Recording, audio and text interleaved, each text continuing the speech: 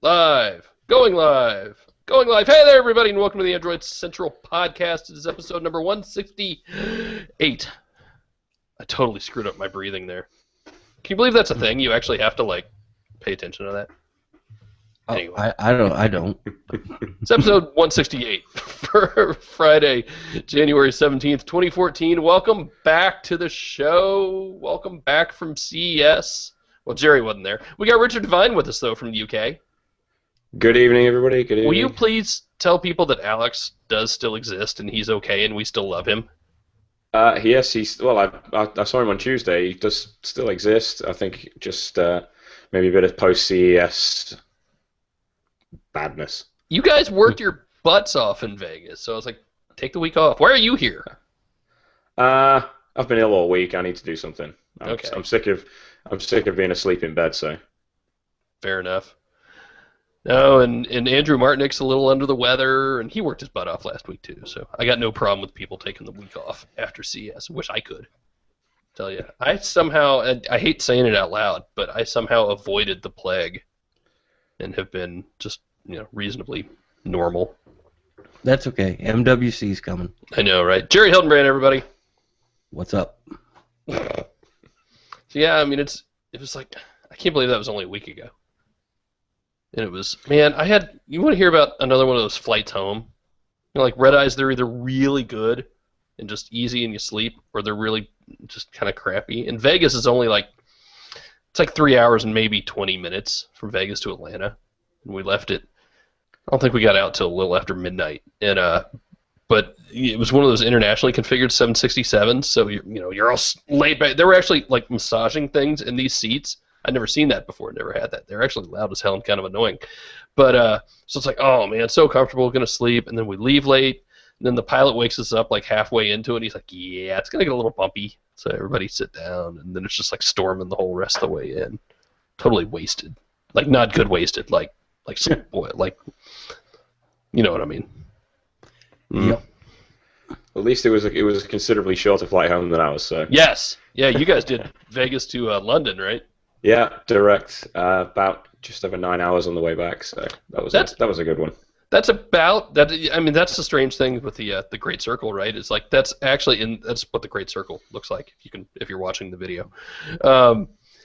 It's only an extra 2 hours from say San Francisco to London than it is for me to go to Atlanta to London, or when I go to Paris. It's kind of bizarre. Math is cool.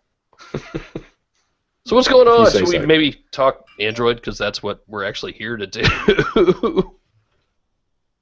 Let's do it. No? You guys do it. I'm shutting. Where do you want to start? Should we start with what Alex and Richard did on Tuesday? Why not? It's big for us. Not necessarily as exciting for everybody else, but it was awesome because we're in Vegas and everyone's working, and Alex is like, oh damn it, we got to go to London on Tuesday. Yeah. So you're taking the whole week off. So what did you guys go see? What did you finally get? It was finally the Moto X. Finally, it's coming to Europe, UK, France, and Germany from February 1st. So it's about 5-6 months-ish, nearly on from being launched in the US. But yeah, it's finally coming. It's still the same phone that everybody else has already seen, but we're getting it. And it has a British accent now with the Google, some of the Google Now stuff. So that's pretty. Oh, cool. Does it really? That was my question. Yeah, I mean, we couldn't really set it up because obviously it was just too loud in the room. But when you run through some of the demo stuff on the, it tells you how to do it. That she's got a British accent, and okay, Google Now, navigate to Hyde Park in a British lady accent. So Phil, we got Make it say get cheeky. that.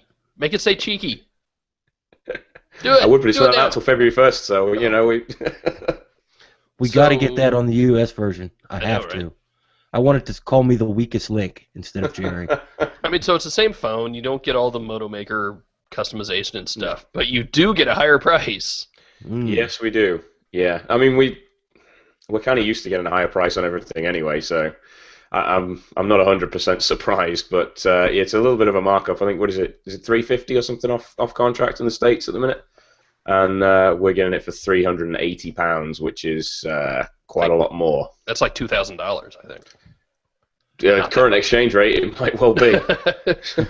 Seems like But that's yeah. what it is every time I come over. Anyway. It's a bit of a markup. I mean, on the one hand, it's still kind of it's not as expensive as some other phones, but folks will always point to the Nexus 5 that's cheaper. But it's about the same sort of price as the LG G2 over here. I mean, you can get that at a minute for about 350. So it's in the ballpark. It's not absurdly expensive, but it is still a little bit too much. We would have maybe hoped for it to come over here around sort of 300, especially given that it's not actually that new anymore. Do you like it now that you finally get it? And more to the point, did Alex like it? Because he's been complaining forever. Well, I really do like it. The price is the only thing that's puts me off actually going out and buying one. Otherwise, I would go out and buy one in a heartbeat. I'm not 100% sure what Alex thinks. I think the price again is probably the same. I think we were both kind of agreed that the price is it's potentially what'll stop it from doing well over here. People can pick it up on a reasonably cheap contract, but for those of us that like to just go and buy these things, it's probably too expensive at this time, and at this point in its life cycle, especially with stuff that we're going to see in February in Barcelona and what's going to come after that, and it's a really, really nice phone. It won't stop being a really, really nice phone, but it's hard to look past how much it's going to cost you to get one at this point. I'm going to have to agree. I'm probably the Moto X's biggest fan, other than Guy Kawasaki. But I would not pay £380 for one in February of 2014. Sorry, Moto. I don't think I'm going to disagree with you there. It's a lot of money. Man, I don't know. Well, I think what gets me is the price is on its downward slope in the U.S. Right. And that makes it look so much worse. If it was in the UK when it first released at £380, none of us would bat an eye because that's just normal. But Absolutely. now it's half price here in the States, and it's still full price in England, so it's a bit weird. You want to answer a couple Q&A questions about it, actually. Because actually we have more Moto X news today. Ryan wants to know, any rumors of any new back materials for the Moto X other than wood? And the wood, they finally announced the other wood backs today.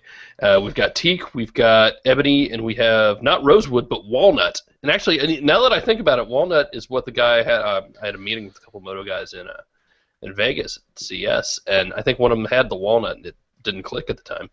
And it's interesting, Kellen from Droid Life put a post up this afternoon. Apparently, they're not necessarily like the backs are made of wood, but the finish is done up to look like these different. So it's not actually walnut, or it's not necessarily actually ebony, which is kind of really. I have a bandsaw. Can we buy one and I'll cut it in half and we'll see what it's like? No, you can't do that. Doggone. Remember what happened last time you sawed a phone open? Actually, I do, and you're right. I still have the scars. Oh man. Yeah, I mean, so we've got more wood. Other materials, no. But if you remember, way back when they first announced this, they did a Facebook like a poll, I guess, and they made a big deal about it in the briefings. That hey, here are all these other cool designs that we're talking about doing. Maybe we'll do them, maybe we won't. Let's see what people like. Have no idea how economical they would have been to do. It's just they mentioned them, they showed them off, they thought it might be cool. So, are they going to do them? I have no idea at all. It'd be cool if they did. Motorola, I will pay $800 for a pewter-backed Moto X. How heavy would that be? I don't care. It would look so cool. I just saw another one. Where'd it go? Where'd it go? Kurt wants to know, are any of you guys going to be purchasing one of the new wooden finishes that were announced from the Moto X today? I like the way that walnut looks. And the teak. I'm a fan of that teak. I don't know that I can justify buying another one. Right, I shelled out $700 for the Dev Edition the day it came out. I don't think the wife is going to okay another purchase of the same phone. You really just bought that on principle, though, right? No, I bought that No? because I knew I would love it. I had the AT&T. No. I mean the Dev. Yeah. Oh, the Dev Edition. No, I bought it because it's AT&T and T-Mobile, Oh, okay. and I wasn't sure about the T-Mobile one with LTE on both carriers, so I just jumped and spent the extra 150. Yes, Peter. I think we all agree the Moto X is a little expensive in the UK. A little Europe. bit. Yeah. Yeah. Don't disagree with you there. I don't know. I mean, I think we still got some life left in the Moto X by far. I was thinking about it today as people were complaining about how much we write about the Moto X. And by the way, I went and looked that up, and we've written twice as much on the Galaxy S4, twice as much on the HTC One as we have the Moto X. So, nice try. But nope, not yet. Which is funny. I would have thought it might have been closer, but like literally when I look at the number of pages of stories, and I think it was 50 stories a page. There were like 6 each for the GS4 and the HTC One, and like 3 for Moto X. So it's pretty cut and dry. What about Moto G? Let's talk about that. Google came out with a Google Play Edition. I've got it here. It's either this one or this one, and I really have no idea which because they look exactly the same. The box is slightly different. It says Google up here at the top for what that's worth. But why does this phone exist? To make it easier to buy, can you buy internationally from Motorola's site? I know you can't from Google yet, but that's something that they possibly could do. Well, you got to be able to, because Richard, you guys have been able to buy the Moto G, right? Yeah, I mean, I presume we can buy them from Motorola. But I mean, it's available everywhere over here anyway. Every carrier, every high street store. You know, there's literally everybody picked it up. So, and we can't buy Google Play editions yet either. So, when I said internationally, I was thinking more along the lines of like Africa, South America, Indonesia, where the Moto G would be a really popular device. You would think. You know, I don't know if Motorola serves those areas. I know Google doesn't with the Google Play Edition, but maybe they're gonna. I'm trying here, Phil. Yeah, I think of a reason. I mean, maybe just to do it because hey, we own the company. You're good, but then why not a Google Play Edition of the Moto X? I don't know. Well, would you want to buy a Google Play Edition Moto X that doesn't I don't want to buy the Moto X I don't want to buy a Google Play Edition Moto G either. It's just like it takes out all the cool stuff that I like about this phone. Yep. Because even without all the Moto X stuff, you still get some additional goodies in the standard G. You've got the trusted Bluetooth and the Motorola Assist and the Motorola camera app, and you lose all that. And it doesn't even. Mine just got the KitKat update a couple of days ago, and even the launcher is slightly different on the stock one. You get the clear bar at the top and bottom, so you don't get the black bars on the standard Moto G KitKat software, which I think looks better as well. So, yep, it's a strange one. I just don't know. I mean, I have to think it's because somebody's like, holy crap, our own company doesn't have a Google Play Edition device. What should we do? Should we do the Moto X? Yeah, probably not. All right, we'll do the G. Fine, done. They should have built a new phone for it. Well, I mean, look, Moto's going to make new devices this year. Yeah. We're not done. They're not done at all.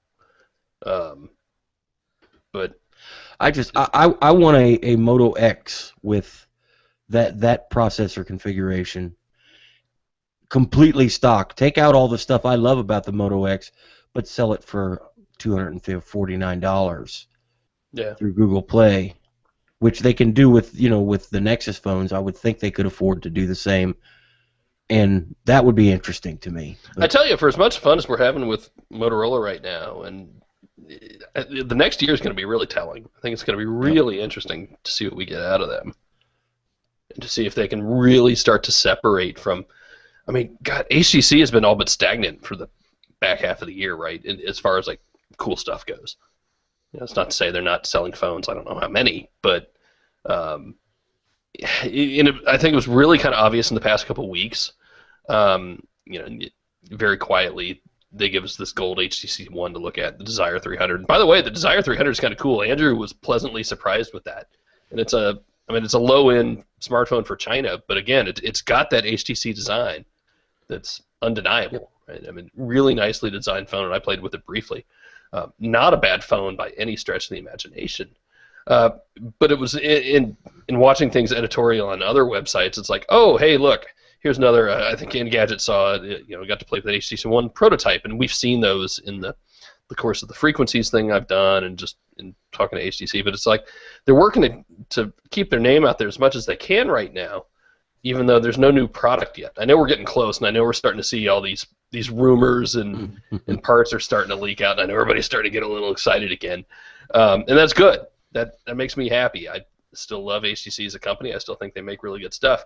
But you can't help but think, like, with Samsung that's churning out product after product after device after just everything, even Sony, puts more stuff out, and I can't keep track of it all. And then Moto took over the back half of the year. So I think I talked about this a couple weeks ago. Like, I'm ready to start talking about HTC again. And I'm really curious to see what they can do, to see if, Moto overtakes their spot, just in the mind share. I mean, do you guys see that happening at all? Only with the nerds, Phil. I'm serious. You take the average, and I'm not trying to be disparaging in any way. You take the average soccer mom and her teenage children to the Verizon store. Pardon me. That HTC One just looks so beautiful. They're all gonna look at it. Maybe they won't pick it, but they're going to look at it just because of how nice it looks. Maybe it's not the best phone. We thought it was for a while, but it's definitely one that people are going to look at. And that's hard to say the same about the Motorola phones. Yeah. I think they're nice, but they don't have any sense of, unique style. I agree, but I think a lot of what you're saying comes down to presentation in the stores, and that's maybe that comes into those backroom deals that carriers and manufacturers have, and that are probably half boring, half exciting as hell. But I go back to that story when I took my daughter into the AT&T store, and she's like, "Ooh, look, I can design my own phone," and she loved doing that. Can't do that with it. Like, so that's a presentation thing that HTC doesn't have. Richard, do you get much of that over in the UK at all? It's not so much. I mean, we get the odd carrier exclusive, and like with things like the HTC One, there's a couple of retailers who've picked up like exclusives on the blue one or the black one or whatever, the different colors. But generally, it's pretty much everybody gets all of the top end phones. I mean, apart from the Moto X, at the minute, that's I think that's exclusive to O2. But generally, I mean, with the HTC One, you can still go into pretty much any carrier store, and you can still see it on display, and it still looks as amazingly good as it did, almost 12 months ago when it first appeared. So, it's still there. And funnily enough, I think I'm actually seeing more people, like as time's gone on, more people actually using them in public as well. In terms of sort of Android phones around where I live, I see a lot more HTC Ones, especially in the One Mini as well. That's not really hurt matters at all. Than things like the Galaxy S4, which is nice to see, because we know Samsung can just churn out all these massive amounts of devices, and it's good to see that people are actually at least buying the HTC stuff. Darren wants to know any rumors about Motorola doing a tablet, and yes, I've heard the rumors same as you. That's one of those things, like, I'm sure everybody is working on everything. Whether you actually see it, don't know. Just no idea. Imagine a 7-inch Motorola tablet with OK Google Now in it and an IR blaster. Yeah, but I don't know. I mean, I have such a hard time with tablets right now, and I really shouldn't, because there are a lot of really good ones out there. I know we've talked about the LG one and how much I like that. If I'd liked a 10-inch tablet, Samsung has really good stuff right now. But for the price, I just can't get away from the Nexus 7. No. I know intellectually I need to talk about these things more, but man, for that, I mean, that price, you just can't do much better. So I don't know. Maybe. Well, they've got to have something to stand out. I think the Nexus 7, just because of the performance and the quality and the price, when you combine those three things, I think makes a great tablet. The Note 8, I love the Note 8 too. Mhm. I'm not into a big tablet, but the stylus and what Samsung, the S Pen, and what Samsung does with it, I think is amazing. And we're now at version 2, which is so much better than version 1, and I'm already thinking, man, 2015, let me see version 3. Oh, and since I'm scrolling through and just saw it, this Thomas just asked, do you guys see any possibility in Moto X phablet? I hope not. I don't know. Yeah, I say that. Me personally, no, I don't care. I don't like big phones. No. They're too big. Oh, come on. You love the Z Ultra and you know it. Yeah, I'd have to have a little bag though for it. I can't hold that thing one-handed. It's like that giant phone we saw in Vegas. Right. They're too big for me. They're too big. I like the smaller, and that's why I like the X, because you've still got a decent sized display, but it doesn't feel massive. Right. Ryan also asks, ooh, I just hit the wrong one. Thoughts on the recent net neutrality news? It's not what I meant to click, but yeah. No. Let's wait till the appeals are over. Where'd it go? He was asking about these earbuds I got in, because they're blue, and they're kind of, I don't like that they're so blue. But Where's the question go? I can't answer it till I click on it. That's the rule of the Q&A. There they are. How sweet are those Soul Republic Jack's earbuds? That's what I have in. Here, you see it. There's the side of my head right there. They sound surprisingly good. I took them with me to Vegas just to try finally. I didn't even realize I had a Motorola sent some to a P.O. box. I don't use it anymore. And yeah, for $39, they sound pretty good. These are very blue, though. I feel a little self-conscious wearing these out. That's all they are, is $39? Yeah, that's the thing. See, I was thinking they were like $79 or something. Huh. I do worry about, and a couple people mentioned in the comments, the little one-button click controller thing feels kind of cheap and could fall apart at any minute, and I completely agree with that. This one hasn't yet, but we'll see. But anyway, that was interesting, because I normally just ignore earbuds, and especially when they get packaged with phones, because it just feels like an upsell. And I've got perfectly good Bose earbuds over there that I use all the time and ensures for when I'm on a long flight. But for $39, if I needed a pair of cheap headphones, I would absolutely recommend these. You want to change gears? We need to talk about Nest, and I'm kind of excited about this too. Actually, can you look at my face? This is my excited face. Oh, stop it! Nest still isn't a thing for us yet, so. Jerry was trying to psych me up for the podcast. He's like, go out and do a shot. No, that's not what he said. He said, put on. I should have, though. I should. I got the place right across the street I can go to now. No, I'm kind of excited about Nest. Somebody else talk about it now. I'm tired of talking. Somebody else tell me what happened with Nest. Google's going to buy him. $3.2 billion. Billion. I am pretty sure that Google's eye is on more than just a fancy thermometer. Well, yeah. And they're excited about what can be done in the future, not just with the thermostat, but the ideas those guys may have and the technology that they're already working and developing, pair it up with some of the stuff Google's doing for a really bright future, which that was the co-founder of Nest pretty much had the same thing to say the week before Google announced they were buying them.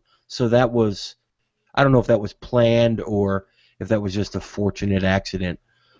But I think this is going to be pretty cool, man. There's a lot of privacy concerns, but I think it's going to be cool. So I've been talking about getting one anyway, but now that Google bought them, it really gave me an excuse. And for work purposes, that means I can, actually get away with it. I mean, look, we've all seen a Nest, right? If you've ever been at Best Buy, or I guess even some home improvement stores have them. It's a hell of a little product, right? That is as far as thermostats can be sexy. Right. This is a sexy thermostat. It doesn't do much more than existing thermostats that came before it. Right. So Honeywell and stuff.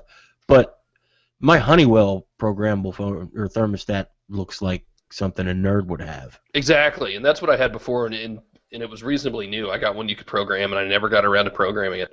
And it it's one of those products that makes you look at everything else and be like, why? I mean, I hate to bring it back to like the iPhone, but like smartphones before the iPhone, and then you see an iPhone, it's just like everything else just kind of looks like crap.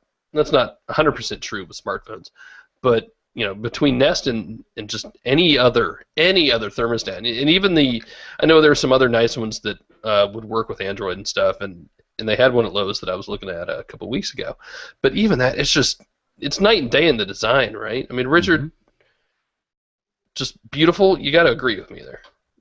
Absolutely. It's one of those things, you see it and you want it, but I mean, we can't have it. that's the biggest issue. I mean, I know there's people who have imported them and stuff, but I think like the way our heating systems work, it's a little, you have to start, when someone says you got to start hacking into your heating system, I get a little bit concerned, and that's not for me. Not when there's things like gas involved, and but no, it's a absolutely gorgeous looking product, and it doesn't look out of place anywhere you would put it in the home. And I suppose that that's the best thing you can say about it. How much thought do you need to put into a thermostat design? But I was floored just by how easy it was to put in as well. I mean, they include a screwdriver. What do you call the things you use to screw things in? Yeah, they have a reversible screwdriver with flathead and Phillips head, which is also nicely designed, by the way. Doing the wires, you don't have to unscrew a tiny little screw and then shove the wire in there and then screw it back and hope you get it right. It's just little spring-loaded push-button things. Wait, then what's the screwdriver for? The screwdriver is for taking your old one apart, and you can use it to actually screw it into the wall. Okay. Just very, very simple to do. Now everybody's setup's going to be a little different. I think mine was pretty simple. I had 2 wires, and I did do a little research because I was going to, looking into getting one anyway. I had 2 wires that didn't quite match up the little map they have, but I Googled it real quick, and literally, the first result is, hey, here's what this wire is, here's what you do with it. They've got internal jumpers that take care of some things. And then I think I set it all right up. Now let's try that again. I think I set it all up right in the setup process. It's a little wonky, like using this dial, and then you push in a little bit to select, and putting in your Wi-Fi password that way. So that was a little weird, but it works. The app is really good. You can, in fact, did we remember to turn the air off when I left the house this morning, or the heat, I guess, or when my wife left? I'm logging in right now. Oh, see, look at that. Now it was supposed to note that we aren't home. I wonder, it's still on right now, so I can turn it off from right here. But I wonder if it turned itself back on when my kid came home, if they came in. I don't know. I have to think about that. It's great. It works really, really well. I like it. I'm glad I finally tried it. I'm more excited about what comes next. Yeah. Yeah, I want the Nest 2 to be able to hook into Google Now and know that I'm 10 minutes from home and turn my damn heat on. Right, and that's the thing. It's going to know that you're on your way home. Now, it does have the auto away, so after it learns that. And that kicked in yesterday, so I have a feeling somebody might have gone in the house after when my kid got home from school today, and that kicked it back on. But yeah, so yesterday it totally turned itself off. And then turned itself back on, I think, when we got home. I'm excited about this. I know everybody has their initial jokes and their freakouts, and you're gonna have to join Google Plus to turn your heat on. And come on, it's funny for like 30 seconds, and then this is actually pretty cool. I'm excited about this. Yep. I understand privacy concerns. The only thing that I agree with, and this is just me, is yes, people bought a product from a company called Nest, and they paid a lot of money for it, and now they have Google in their living room instead. Do they? Well, if there's a software update, it could enable things people don't want, because the Nest is still cloud-based, correct? Yes. So, yeah, they've got Google in their living room. Okay. It's separate, like Motorola is separate, but if you don't think that Nest is going to start using more Google services for their cloud stuff, you're crazy. Oh yeah. You know, they're gonna either that or Amazon, and I don't see them taking the Amazon route. That I can see people have a concern, but in my opinion, that concern is, try to get your money back if it bothers you that much, and don't buy one if you haven't yet. But the rest, man, I do not care if Google knows what temperature my house is. I really don't care. I mean, does it really make it any different than any other product? Nope. I don't think it does either. And you know what? Maybe that's the price you pay for advancing a little bit. Sure. If you want a company to use a supercomputer in the cloud to help you manage your thermostat remotely through your phone, they're going to have to know a little bit about you, your phone, and your thermostat. Yeah. Did you ever think we'd say something like that 5 years ago? My kids are going to be like, man, that's all you guys had? Well, yeah. With their contact lenses that test their blood sugar levels. How cool is that? So was it Thursday? Wait. Yeah. Do you know that diabetics are told by their doctor not to wear contacts? Oh, I didn't know that. Yeah. That's the first thing I thought of when I saw that. I'm like, well, that's hurdle number one to get around. Figure out why diabetics shouldn't wear contacts. Probably a blood vessel thing. I don't know. I don't know. I mean, there are a lot of variables there. The contacts I wear, I sleep in. Yeah. So, I mean, I'm not diabetic, but I don't know. That's an interesting question.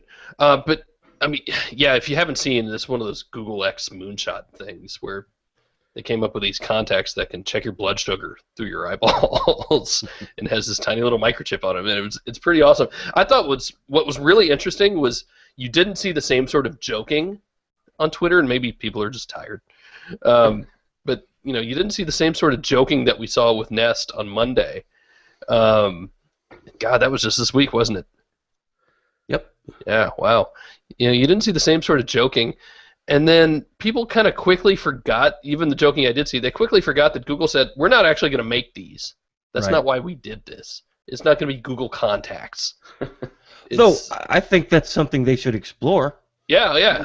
Maybe not for the glucose monitoring, but for a heads-up display in your contacts. We'll segue off that in a second. But yeah, I mean, they're really trying to come up with this to work with other partners and put the technology out there. And it's really interesting, and I can imagine anyone who has to prick their finger how many ever times a day. That's the idea at the very least, even if it's still moonshotty, even if it's still way out there, the idea is really cool. I think it has to be better than sticking something in your finger. Absolutely, or anywhere else for that matter.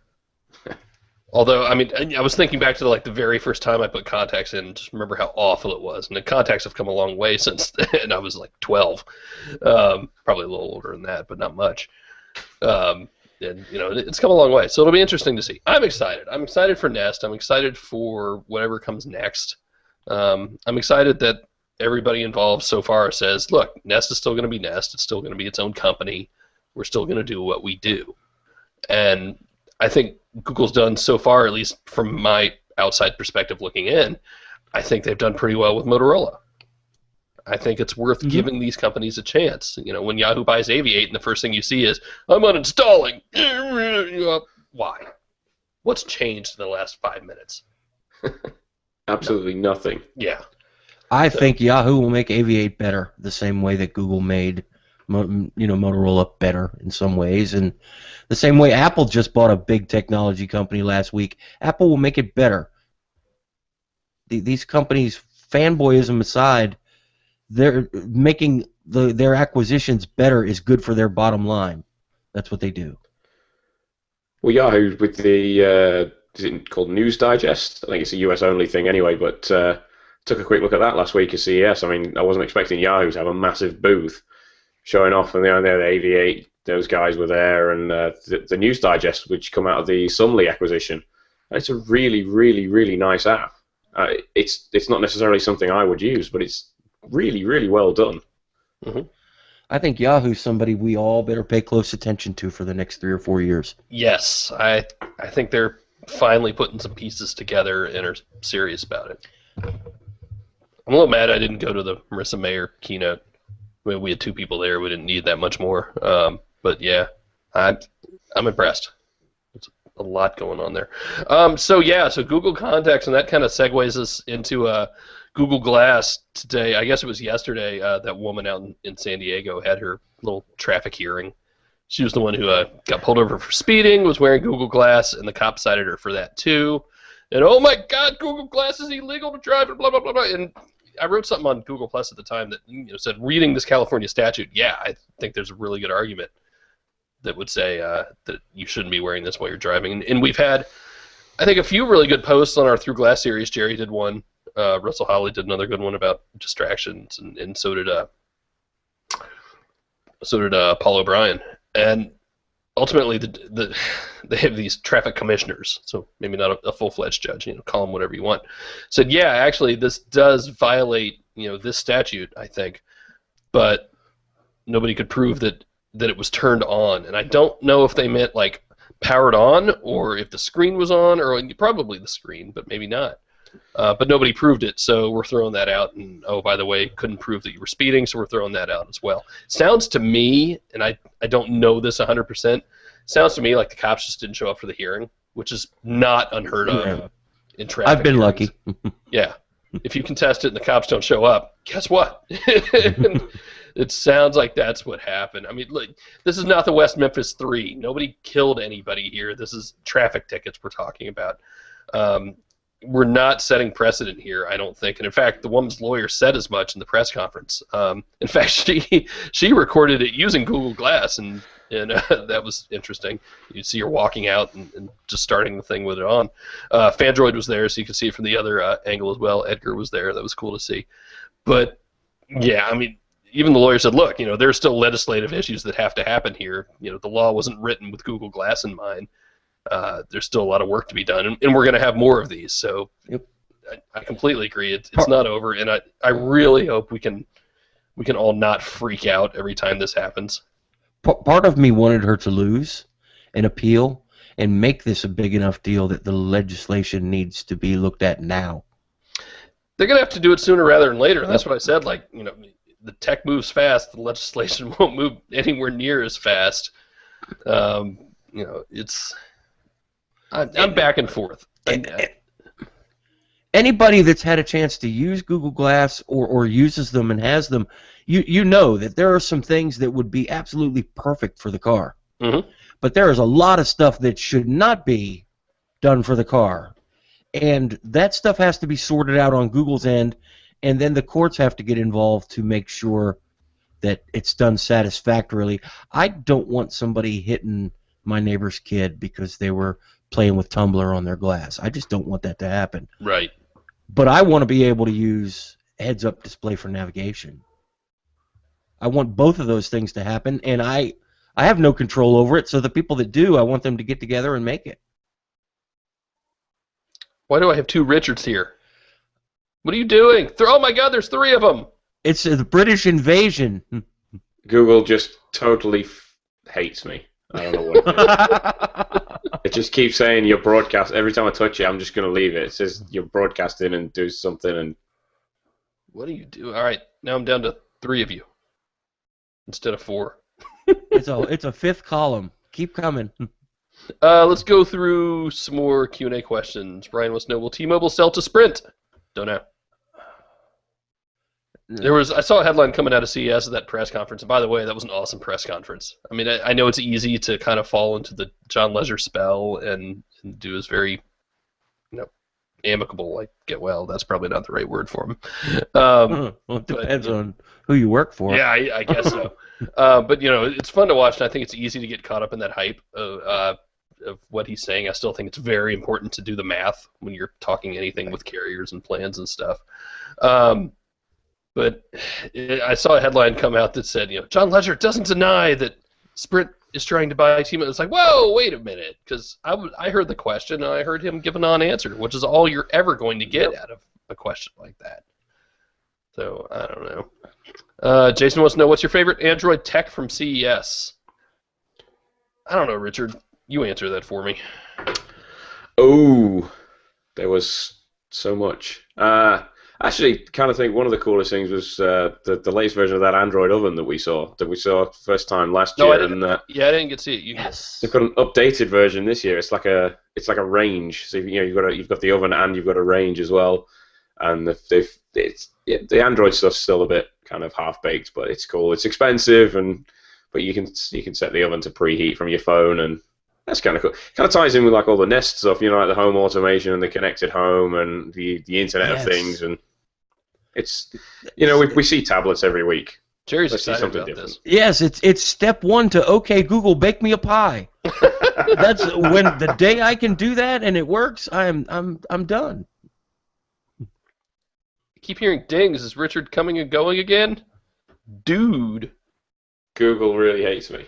Wow. I'm just going to try and not touch anything. Jesus, Ryan, that's a lot of questions, man. Back off. Somebody else. Where's Alex? Asked Chris. Does mobile nations want to limit the exposure of the Brits after the buzz of Yes. shows like Sherlock and Black Mirror? What is Black Mirror? I don't know that. No idea. No? Yes, we want to limit the exposure of Brits, which is why I see Richard twice here. Renee Ritchie wants to know, is the iMore for Android app a great Google Play app or the greatest Google Play app? I don't know. I kind of like the Smartwatch Fans app myself. If you haven't seen, yes, we've got who do we have now? We have Crackberry, Smartwatch Fans, iMore, and us. Us. So I guess that's 4. WP Central is coming shortly. As soon as I've got it, we'll test it real quick and pretty much ready to go on that, I think. Everyone keeps asking about a unified app for all the sites. Yeah, at some point. I know that we definitely want to do one. I definitely have some stuff I want to get fixed in the AC app first. So hang tight. And that's right. We're Android, so we need to get ours fixed first. At some point, yes, I would like to turn our attention back to our own app. But they do look pretty good. Oh yeah, That's absolutely. one thing I fiddled with yesterday on my day off. And, Yeah, and it's really handy for commenting. I tell you the other thing I got to keep screaming for this is the proper Google sign in. So it'll just use your account to sign into Passport. It's a little tricky because it's not just like one site and one app doing it. So when we do things like that, we have to. Yeah, we have our do own it so- authentication. Yeah. We have to mate them. Yeah, I mean they should be able to do it. It's just a matter of getting the brain power on it. And it'll make There. you come into Hangouts 5 and 6 times. Stop it. What else? So we got some little inside info on Sprint Wi-Fi calling yesterday. Looks like, and assuming all this training is true and on the level and actually going to happen, the Galaxy S4 Mini that's out on Sprint, right? Yeah. Yeah. Okay. Just got an update today, too. Let me. I haven't been able to track anything down to write anything. No. Okay. Your Spark update is out there if you've got an S4 Mini. And the Galaxy Mega. It's a lot of what you'd expect. Actually, I've got the PDFs with all the bullet points. Let me just pull that up because that's easier for me to read. While you're pulling it up, I mean, the first thing I read is, oh, look, Wi-Fi calling on Samsung. Have we not had that before? Yes, but just 2 phones and they're only Samsung. No. I hate it when I see that. Yeah. Okay, so let's see. For select Android 4.2 and up phones, supported phones announced at a later time by maintenance release or new phones. Use connected nearby Wi-Fi networks to make and receive voice calls. Customer benefit is that Wi-Fi calls do not use your Sprint voice minutes, which I thought were unlimited. For most plans, I think that new I have to be very careful. Framily plan. Ugh. You can get. I don't know. Worst name ever for anything ever. It really. I put something on Google Plus today. Like, it almost sounds offensive to me, and I'm not one of those guys who walks around looking for things to be offended by. But, that's real close for me, especially when the commercial they put out is like a big white family and like their one black friend, and that's it. I mean, if they had, I'm gonna stop before I get myself in trouble with that. I think, but there's something about it. Well, nothing offends me, you know that, but even I can see how this would be easily offensive. Yeah. Anyway, back to the Wi-Fi calling. Quality of service is not promised or guaranteed. Not supported with mobile hotspots, so you have to have proper Wi-Fi. Sounds a lot like, the way T-Mobile's first started out. It was slow, just on a couple devices. Back then, I think it came out on BlackBerry before anything else of all Yeah. I things. used to have it over here on a BlackBerry as well years ago. And then I never used it, and I've got it on. Oh, it's on that GS4 I sent you, Jerry, because it was on yeah. that Samsung phone again, by the way. But like, why didn't it take off more? How come nobody? Because the carriers used to be every CTI conference would go to, the carriers would stand up and say, "There's a bandwidth crunch. There's a looming crisis. We all need to get everybody to use Wi-Fi." And T-Mo was the only one that had Wi-Fi calling. I don't. It works. I've been using it for a long time. Mm-hmm. Down in the basement here, I don't get very good cell service. But as long as I have a T-Mobile phone, I get perfect voice calls, and I'm already on Wi-Fi for data. Works really well. I'm going to assume that Sprint's will have some bugs initially, but they'll get them worked out, and it'll be the same way. It's just a VoIP connection using your existing Wi-Fi, and it'll be just like a Skype call is how it's going to sound. I mean, I like the idea. As long as it works, awesome.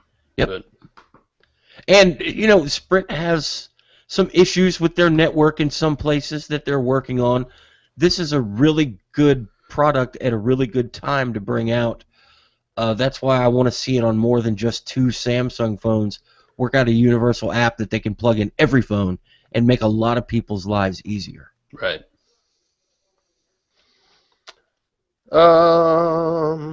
So there's that. And Sprint's got the G-Flex coming. G-Flex coming. Online, if you pre-order it, you should have it on or around the 31st. It'll be in stores a week later on the 7th. And nobody else has announced yet. I was kind of expecting AT&T or who's the other one? T-Mo to hop on board today. And be all right. It's not just Sprint, it's us too. And I'm sure we will. We'll get some U.S. Review units. Can I drive over one of them with my truck? No. No more driving over phones.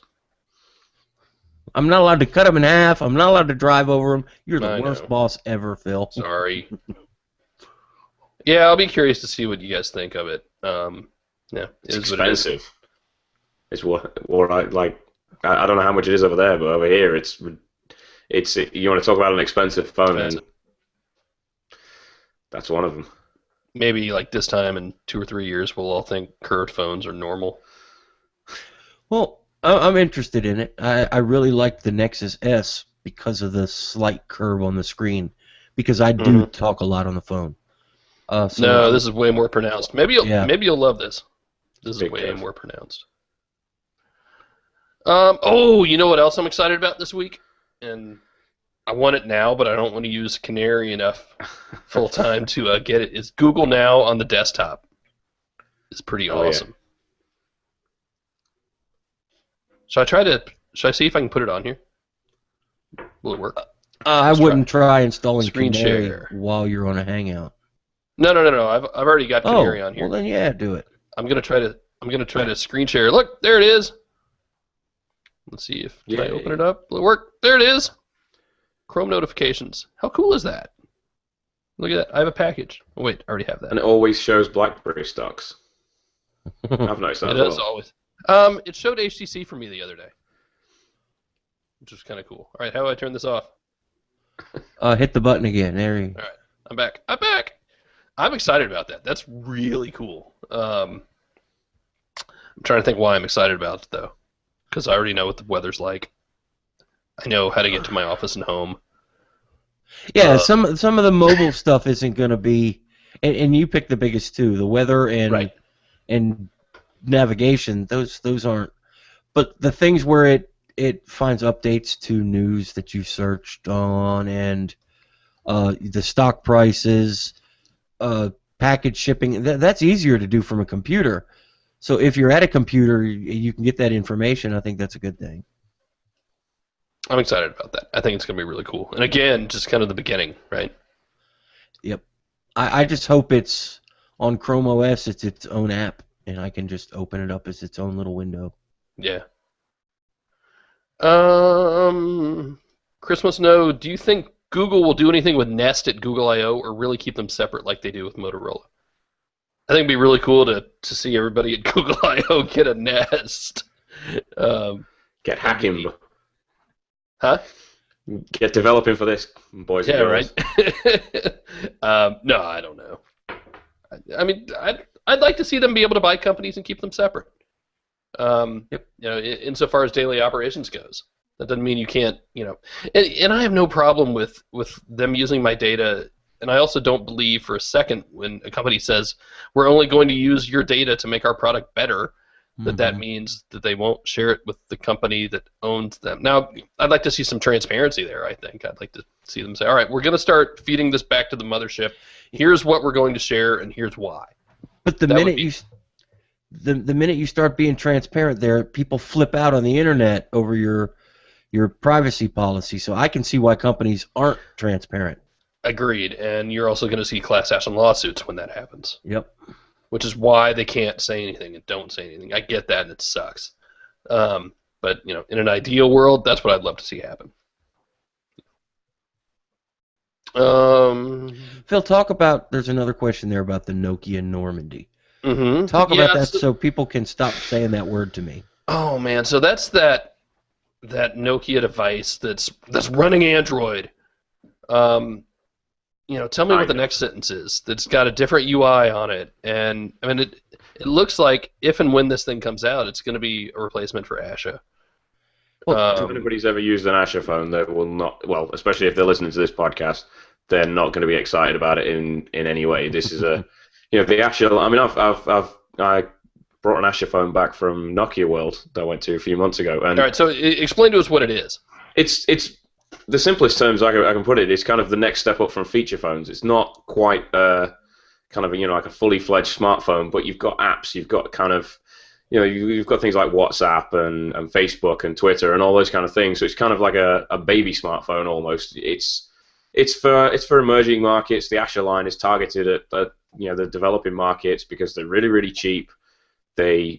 Most of them have dual SIM capabilities, which is big in, you know, the likes of India and China and that. And even in Europe, they're just kind of, they've been washed away, especially with Nokia's own low-priced Lumia devices. So it's just, if it even ever gets released, it's really not as exciting as people are making it sound or trying to make it sound. Who are we going to make cover it? Us or WPC? Us. Fine. Yeah. Because it should be like the Kindle Fire, though, right? I mean, it's supposedly a forked version of Android, so you'll still be able to run the same kind of apps, but how you're going to get them on there is. I've got two thoughts on the thing. If all the rumors are true and they do come out with this inexpensive, affordable Nokia Normandy that secretly runs Android but looks like WP7, you're better off buying a Lumia because you're going to have a WP7 clone or 8, whatever they're at now, that doesn't run near as well because it's not really Windows Phone. It's something pieced together. You know, Android is powerful, but they've already got Windows tweaked. Let's just buy the Lumia. Number two is if you can easily unlock the bootloader, you have a Nokia presumably cheap phone that somebody somewhere will build stock Android for. That could be interesting. Yeah. Other than that, you know, I'm going to wait till I see the thing. I don't have any other thoughts. Nokia makes really, I mean, the Asha, the Symbian S40 phones, they're really good phones for what they're supposed to do. You know, I hate to see them change away from what worked really well for a lot of people.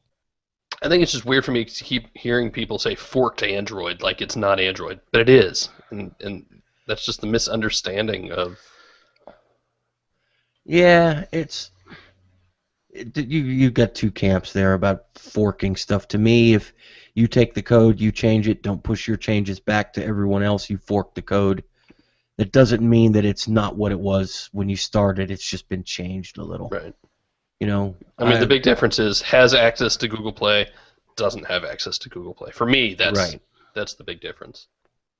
So I don't know. I mean, I'm curious. I like the hell out of the 1020, and I still need to fix it so I can use it.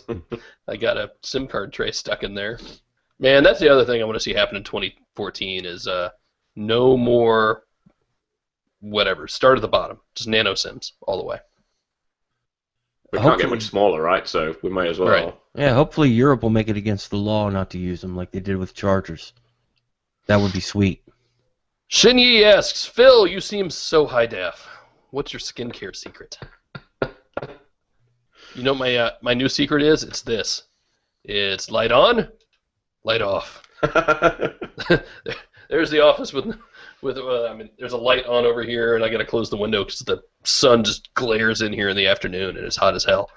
And then I got this big, giant light. Here, you want to see it? Ugh. Oh, my God. It's like That's the Android-controlled oven. That might be the most expensive thing in the room here. I got to get another one, I think, for another part of the room. But, yeah, that's my secret, man. I'm sticking to it. What else? Somebody else pick a question. Or, I guess, am I the only one who can click on them? I'm not sure. I don't randomly click things. And given my issues, I'm not touching anything. Oh, my God. Fine. The whole thing might just right. disintegrate. Oh, you know what? I got to find an email we got because there was a good email I wanted us to answer. While you're looking, I'll pick a question, but I'm not going to click it, so I'm going to have to break your rule. Okay, fine. In 2014, what matters more, hardware specs or software features, user experience? Software. That's right. We talked about this on the last podcast before CES. We are at the point where hardware doesn't matter anymore. Man, the Moto G will do anything Android can throw at it. Period. You know, screen resolution aside, of course. But software, I really, really want Samsung to have this big meeting full of angry shouts and people shaking their fists saying, we are going to do this, we are going to make this better, we are going to become the leaders in software in the smartphone arena, and then come out and do it. Because that would really change things. Others will follow their lead. Ooh, actually, we got a few good email questions, so let me go through them. Jay writes, I'm new to Android and I just picked up a Nexus 5. What's the best place to start and learn tips and tricks about Android to get the most out of the phone? iMore. Stop it. Stop it.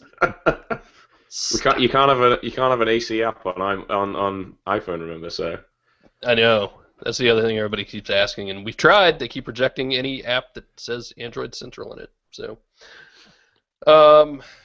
actually, it's a good thing you asked, Jay, because just this week I saw a brand new thread go up in our forums saying, "Just get Android. Here's where to start," and it's really good. Start there. Yep, there's a handful of guys in there that know everything there is to know. Way more than me. Yeah, we have hundreds of Android phones, and they know them all inside and out.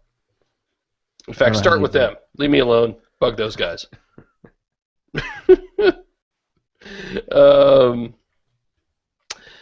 Tony writes, I recently switched from an unlimited Sprint account to a family share AT&T account and now need to monitor data use. The data usage feature in the settings of my Nexus 5 differs from what AT&T says I'm using. How accurate is the Android data usage monitor? That would be an interesting test. I don't know. We can do that. We can test that. I mean, I think if you had to, like, if I had to pick, I would use whatever AT&T says. Well, yeah, and the Nexus will tell you that when you go in, or any Android phone, I think. Right. It'll tell you it may not match what your carrier says, and to use their app instead. Well, ultimately, that's what they're going to be paying. You know, that's what you're going to be paying them on. So. Right. And even if the one on your Nexus is right and AT&T's is wrong, they're not going to care. They're going to charge you what they say. Yeah. Bingo. And James writes, I recall reading back in late 2013 that one of the new features Google added was the ability to sync notifications between your devices. As of now, I have a 2013 Nexus 7 and a Moto X, and my notifications don't sync. I have auto-sync enabled for my Google account on both devices, but I'm still having to manually dismiss them from both devices. Most of the notifications that I'm having to dismiss are my calendar reminders. Is there some method in getting this to work properly? Use the Google Calendar on both devices. On your Moto X, you're not. You're using Motorola's calendar unless you go into You sure? Google Play. Yes, if you at least on mine. Hmm. If you go to Google Play, you can install the Google Calendar and then kill the Motorola one, and you can have the same calendar app on both devices. Having said that, I don't know if the calendar notifications sync yet. The ability is there, but the developers need to integrate it into their app. I know Hangouts and Google Plus are two that definitely sync, as long as you have the latest version of both apps or the latest version of the app installed on both devices. You dismiss notifications on one, and they're gone from the other. We've tested that with multiple phones. Hey, you're right. It is Moto's calendar. Interesting. I think it's Moto's calendar to work better with Assist, Mm-hmm. because when you have a calendar appointment that has you marked as busy, it will mute your phone. Makes sense. And it's more than likely any syncing for notifications is not built into that. Right. So Michael wants to know, any thoughts on the new Samsung tablet software? What do you think its influence will be on the phone side of the business? I mean, we've already seen those leaks from EV Leaks about, you know, what new stuff will probably look like. I think it's really interesting. I think it's, on face value, a good idea. I mean, for me, TouchWiz was just stale. I never enjoyed it. I think seeing different things is always good. You can always put another launcher on there if you don't like it. Hopefully, it will speed up the phone. That's been Samsung's kind of Achilles heel in the past version or two, right? I mean, Richard, you got to see it more than I did, I think. Yeah. I kind of hope that the speed thing it was a little bit laggy, but I mean it's a trade show, so we'll give them the benefit of the doubt on that one. But like for the big screen, just going on the design, I'm not really sure if I like it, but it does a lot more for the big screen environment than the previous version of TouchWiz. They just threw the phone version basically on a big screen, and it was just the same blown up. So there is at least some definite thought now gone into the new tablet UI, and it makes proper use of the big screen. So it will be interesting to see if and how much of that they try and condense down and bring to the smaller screen. But it's good. I mean, it's a step in the right direction for Samsung, at least, because I just can't stand TouchWiz at all. I just don't like it. But this, looking at it, if you were looking at it for the first time, you wouldn't kind of there's not as much feeling of any previous TouchWiz-iness or anything like that. It's good for tablets for sure. So we'll see where it goes. I got a feeling they're going to do something different. It'll be interesting, especially. I would like to see them do something different, because they have all these features, and when you look at it in just a normal home screen and launcher kind of paradigm, that's when I start to be overwhelmed. I'm just like, it's too much. Just back up, stop. And I would really love to see them try to do something that kind of integrates it all a little better. I think it could be interesting, or it could be horrible. I don't know. We'll see. Be fun finding out. it better be good.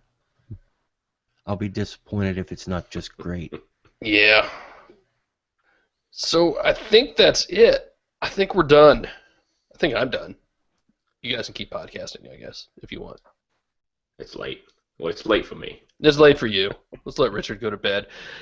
If you want to, like Tony and Jay, you can email us at podcast@androidcentral.com. You can get us all on Google+, because we are all on Google+, of course. Some of us are on Twitter. Just search our names. It's easy that way. We're at Android Central. We're about to hit 500,000 people on there, by the way, for AC. How crazy is that? Well, wow. To celebrate, you ought to let me cut a phone in half. No. Let me see how many we're up to. /Android Central. What are we up to? 446,000. Oh, I hadn't seen the new layout yet. Huh? 446,000 boys and girls. That's a lot of people. As we are every week, we are brought to you by shopandroid.com. That is a website. You can click it. You can buy things, or you can call it 888-468-6158 and talk to people and buy things. Either way, go buy things. It helps us. And we need help. Buy all of the things. Buy all the things. My 3-year-old has started saying that. Daddy, I want waffles. All right, how many do you want? I want all the waffles. Your 3-year-old sounds like the smartest person alive. She really is. You talk to her all the time. You know this.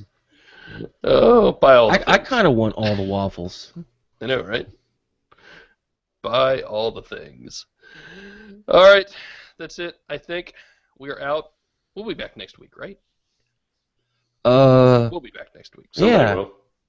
Somebody will. Maybe it'll be Richard. Maybe it won't be me. We'll see. All right, that's it. Jerry, Richard, thank you guys. Adios. Everybody out there Bye-bye. listening live, thank you guys. Say goodnight, Richard. Good night, Richard.